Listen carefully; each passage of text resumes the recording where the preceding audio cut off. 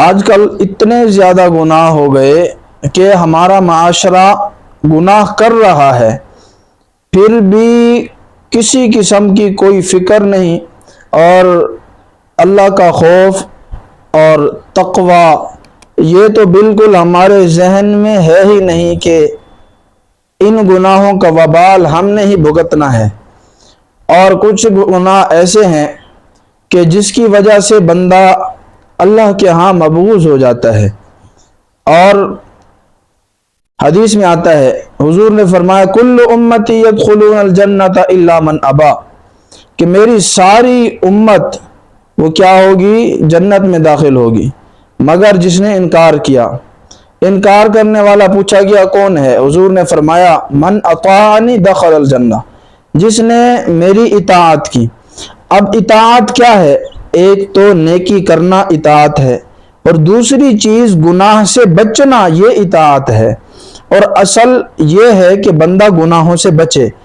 نیکی کرنے سے بندہ اللہ کے اتنا قریب نہیں ہوتا جتنا گناہوں سے بچنے کی وجہ سے اللہ کے قریب ہوتا ہے۔ اور ہم اگر معاشرے میں دیکھیں، حدیث میں آتا ہے کل امتی معافن الا المجاہرین، فرمایا میری ساری امت جنت میں داخل معاف ہو جائے گی، لیکن بغاوت کرنے والے، کھلم کھلا اعلانیہ طور پر گناہ کرنے والے، کہ وہ گناہ کرتے بھی ہیں اور پھر بھی گناہ کو گناہ نہیں سمجھتے۔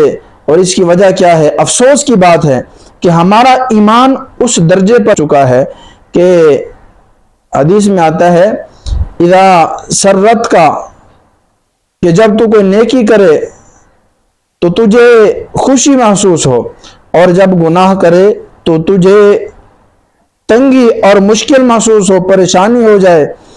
اور فرمایا کہ مومن کے اوپر جب مومن سے گناہ ہو جاتا ہے تو اس کو ایسے لگتا ہے جیسے اس کے اوپر پہاڑ گر گیا ہو، اور جب تک اس گناہ سے وہ توبہ نہیں کر لیتا اس وقت تک اس کو چین نہیں آتا۔ لیکن ہماری حالت کیا ہے کہ ہم گناہ پر گناہ کر رہے، لیکن ہمارے دل میں گناہ سے معافی کا خیال ہی نہیں آتا۔ اس کی وجہ کیا ہے کہ ایمان اتنا کمزور ہوا اور گناہوں میں اتنے غرق ہو گئے۔ اور کچھ ایسے گناہ جو کھلم کھلا اعلانیہ گناہ، وہ کون سے ہیں؟ آج کل معاشرے میں اگر ہم دیکھیں تو کچھ ایسے گناہ ہیں کہ جس میں عورتیں بھی اور مرد بھی، نوجوان نسل وہ مبتلا ہو چکی ہے۔ اور وہ کیا ہے؟ یہ موبائل کا استعمال، اس کی وجہ سے بہت سے نوجوان عورتیں، بہت سے نوجوان وہ اس موبائل کی وجہ سے گناہوں میں مبتلا ہوئے۔ خاص طور پر جب یہ موبائل کے اندر ٹک ٹاک آیا اور اس طرح کی یہ فیس بک ہے، اب اس موبائل کو اگر صحیح طریقے سے استعمال کیا جائے تو اس کو فوائد بھی بہت زیادہ ہیں، اور عام طور پر تقریباً 99% یہ موبائل 95% یہ موبائل غلط استعمال ہو رہا ہے۔ اگر اس کو صحیح طریقے پر استعمال کیا جائے تو اسی سے آدمی قرآن کی تلاوت بھی کر سکتا ہے، اسی سے ایمرجنسی طور پر کوئی مسئلہ پیش آ گیا، آپ موبائل میں سرچ کر کے اسی وقت علماء اور مفتیان کرام کے بیان کو سن سکتے ہیں۔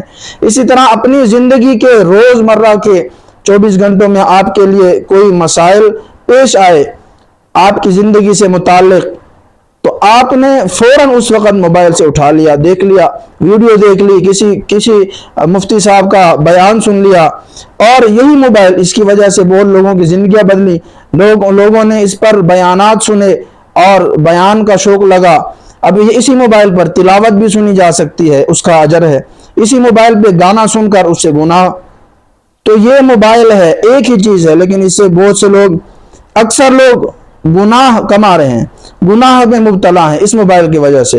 اور کچھ لوگ ایسے بھی ہیں جن کے لیے یہ موبائل یہ ان کے لیے نیکی کا سبب بن رہا ہے کہ وہ اس سے دین کی تعلیمات حاصل کر رہے ہیں۔ کچھ لوگ اس سے دین کی تعلیمات بھی حاصل کر رہے ہیں کہ آن لائن ٹیوشن پڑھ رہے ہیں، لوگ قرآن پڑھ رہے ہیں، آن لائن احادیث سیکھ رہے ہیں، پڑھ رہے ہیں، اور اسی طرح لوگوں کو دین کا شعور۔ تو موبائل یہ ایسی چیز ہے کہ اس میں عام طور پر نوجوان نسل گناہوں میں مبتلا ہے۔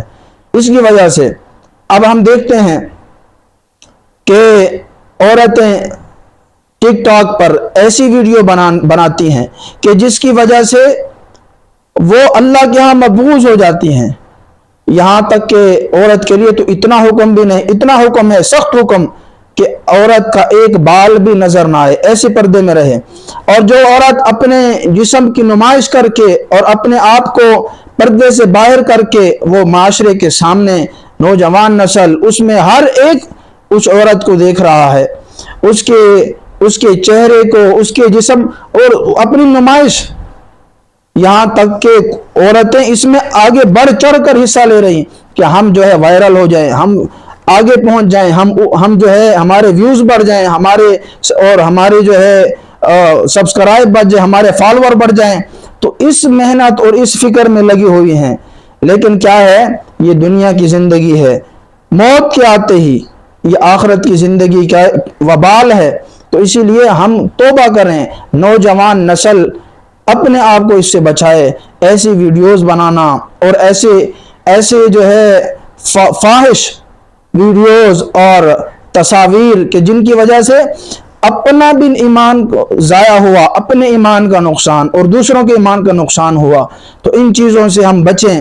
نوجوان نسل خاص طور پر خدا را اس فتنے سے، یہ موبائل فتنہ بھی کہلایا جا سکتا ہے کہ جب اس کو غلط طریقے سے استعمال کیا جائے گا، اس کو غلط استعمال اس کا ہوگا، تو پھر یہ موبائل ایک فتنہ بھی ہے۔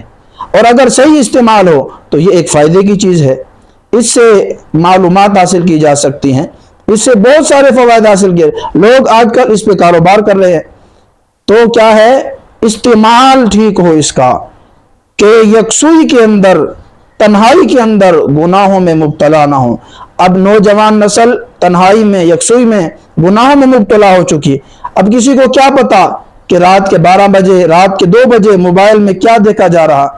اب اس وجہ سے باپ کو ہمت نہیں ہوتی کہ وہ اولاد کو کہہ دے، بیٹے کو کہے کہ بیٹا موبائل بند کر دو، موبائل رکھ دو۔ اور اللہ ہمیں معاف فرمائے، اللہ ہمارے حال پر رحم فرمائے کہ کچھ لوگ تو ایسے ہیں کہ وہ خود ہی موبائل خرید کر بچے کو دے دیتے ہیں۔ بچپن سے بچے کے ہاتھ میں جس نے موبائل دے دیا، اس نے اپنے بچے کی، اپنی اولاد کی زندگی کو خراب کر دیا، برباد کر دیا۔ جو لوگ بچپن میں ہی اپنے بچوں کو موبائل دے دیتے ہیں، یہ اپنی اولاد کی آخرت کے دشمن ہیں، یہ دنیا کے بھی دشمن ہیں، انہوں نے دنیا اور آخرت دونوں برباد کر دی۔ اسی لیے ان چیزوں سے خود بھی بچیں اور نوجوان نسل کو بچائیں، اور اپنی ماں بہنوں کو حیا، عورت کے لیے، عورت کو عورت کیوں کہا جاتا؟ عورت کہتے ہیں چھپی ہوئی چیز کو، تاکہ کہ وہ ہر وقت پردے میں ہو۔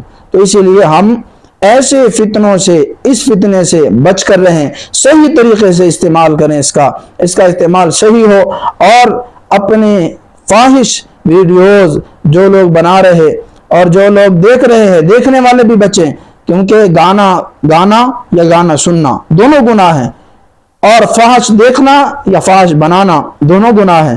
اور اللہ تعالیٰ نے ایسے لوگوں کو جو کہ کھلم کھلا گناہ کرتے ہیں اعلانیہ طور پر اور بغاوت کرتے ہیں، اس کو بغاوت کہا جاتا ہے، کہ یہ باغی ہیں کہ جو گناہ پر گناہ کر رہے اور گناہ کرنے پر فخر کر رہے۔